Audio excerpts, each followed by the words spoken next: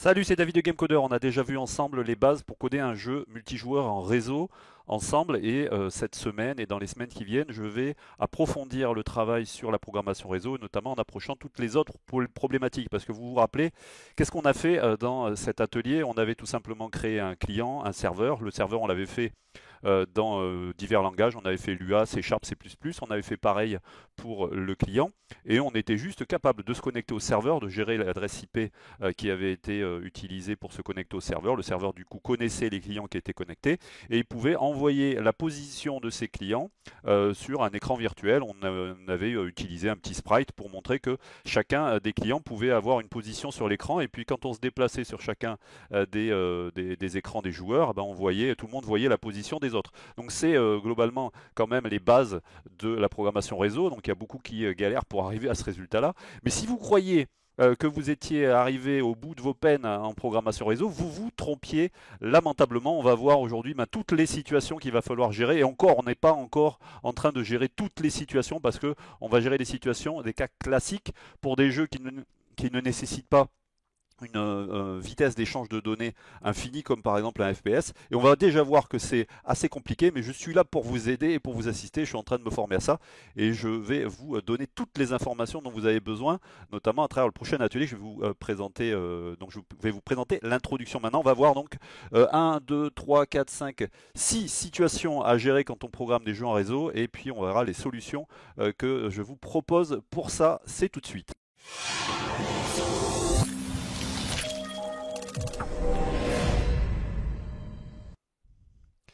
Allez, c'est parti, les voilà, ces 6 situations. Ce qu'on va faire, c'est que je vais dessiner sur l'écran.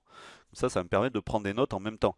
Donc voilà, j'ai listé les situations, les 6 situations les plus courantes à devoir gérer. C'est-à-dire, c'est on va dire, les problématiques que vous devez être capable de résoudre si vous voulez pouvoir annoncer que vous êtes un programmeur capable de comprendre et d'implémenter de la programmation réseau pour un jeu vidéo.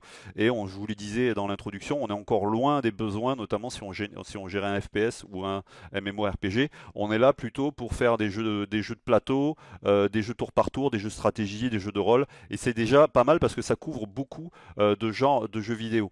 Donc voilà ces 6 situations. Et à travers l'atelier que je suis en train de créer pour vous, je vous donnerai des solutions techniques.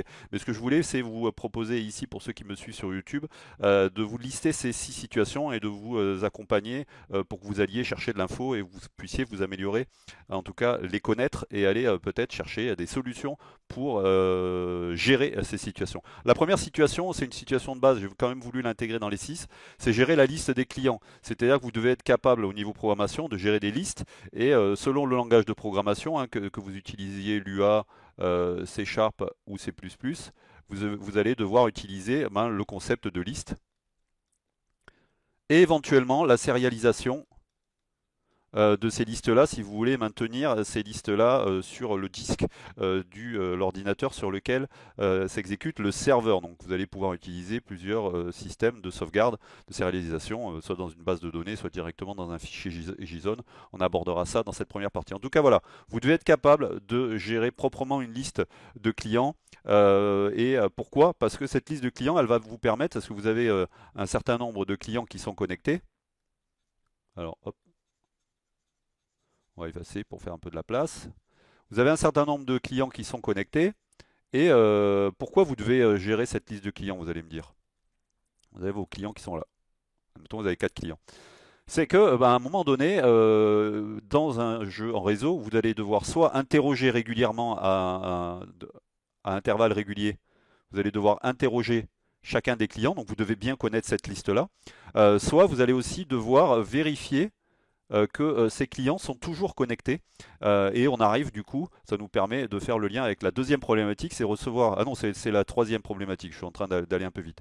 Donc ça vous permettra d'aborder la troisième problématique, c'est les déconnexions en cas d'inactivité. On va voir tout de suite. Ce qui est important avant, c'est de recevoir des informations sur les clients connectés. Donc on va reparler du format d'échange et on va voir un petit peu dans quel cas on a besoin d'échanger des informations, à quel moment on a besoin d'échanger des informations sur le client connecté. On s'était contenté pour notre premier apprentissage de gérer l'adresse IP. On avait l'adresse IP et une position X ou une position Y. On va gérer des données beaucoup plus complexes. On va voir du coup le format de données, comment on va pouvoir, au niveau architecture de votre serveur, gérer plus d'informations. Ben, par exemple, si vous jouez un RPG, si c'est un RPG au tour par tour, ben, il va y avoir le nom, la classe, la race, l'énergie, le nombre de points de vie, l'armement, l'inventaire, etc. Donc comment on stocke ça au niveau serveur, comment on informe qui a besoin de cette information-là et comment on informe les différents clients ben, des infos sur les différents joueurs. Parce que par exemple,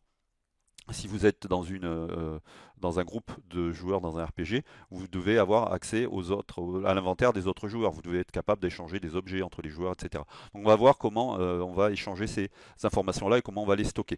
On en arrive enfin à la troisième, c'est le déconnexion en cas d'inactivité. Voilà, vous avez cette liste-là. Bah, le serveur, il va pas attendre infiniment que chacun des clients revienne se connecter ou réponde, parce que ça va bloquer tout le monde. Si le troisième joueur, ben, sa mère a débranché le PC parce qu'il fallait qu'il aille se doucher parce que ça fait 3 jours qu'il ne s'est pas douché, eh ben, on va pas attendre indéfiniment qu'il soit là. Donc du coup, ben, on va avoir un système de time-out, hein, on va dire en tout cas, de délai d'inactivité qui fait qu'à un moment donné, ben, on va informer les autres joueurs qu'il y a un des clients qui s'est déconnecté et un des joueurs qui s'est déconnecté. Et à vous de gérer, vous voyez à chaque fois c'est arborescent, hein, les problématiques qu'on a à gérer.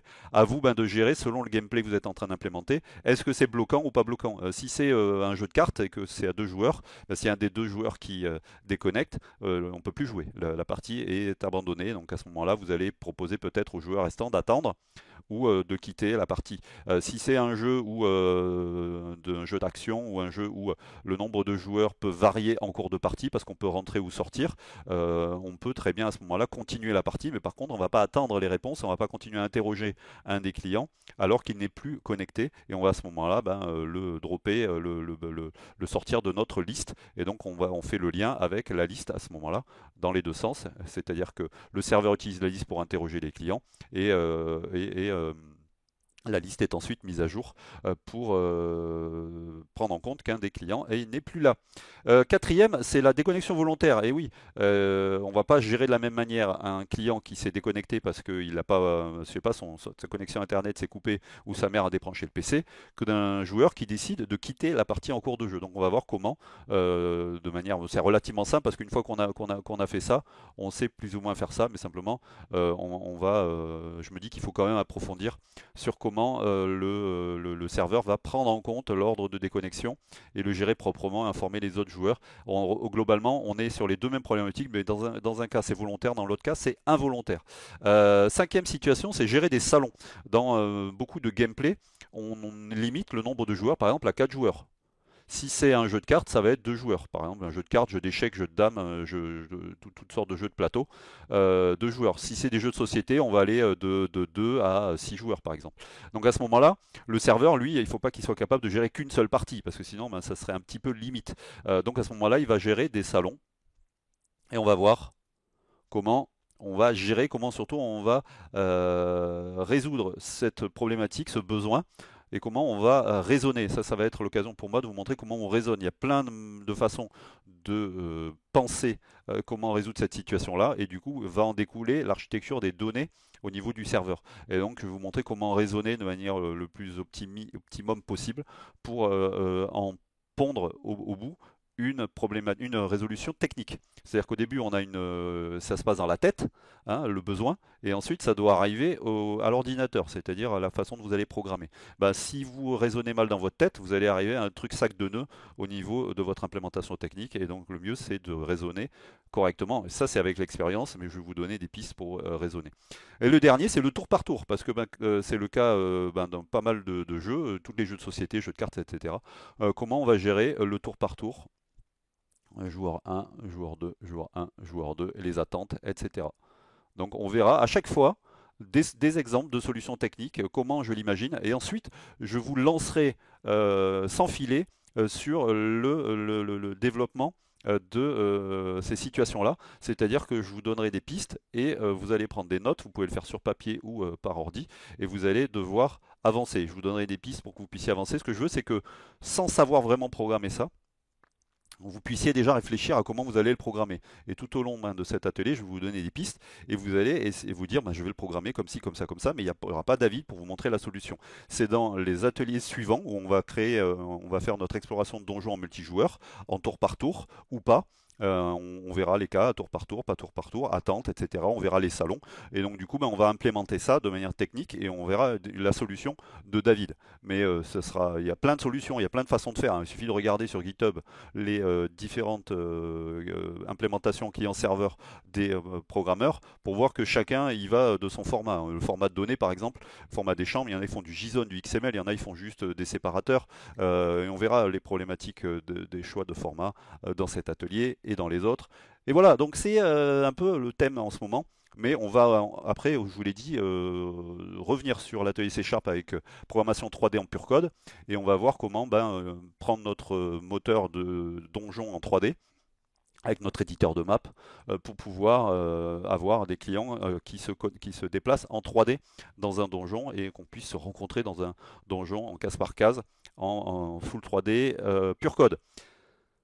Tout ça, c'est dans les semaines qui viennent. Je vous rappelle que vous pouvez rejoindre la formation à tout moment. Vous pouvez, du coup, vous aurez accès aux mails privés que j'envoie régulièrement avec du contenu exclusif pendant du early access pendant la production des ateliers. Ensuite, vous recevrez, si vous êtes inscrit au moment de la mise en ligne de l'atelier, sa version collector, c'est-à-dire téléchargeable au format PDF avec les vidéos au format MP4 téléchargeable. Et ensuite, vous avez la version en ligne qui est accessible à tout moment pendant toute la durée de votre adhésion. Je vous conseille l'adhésion Premium Pro à vie, comme ça vous êtes tranquille, mais vous pouvez également choisir d'adhérer, de rejoindre GameCoder en payant tout simplement une petite mensualité et vous êtes totalement libre, sans engagement, de quitter ensuite l'école une fois que vous avez acquis suffisamment de compétences ou de rester si ça vous plaît ou d'upgrader vers une adhésion à vie.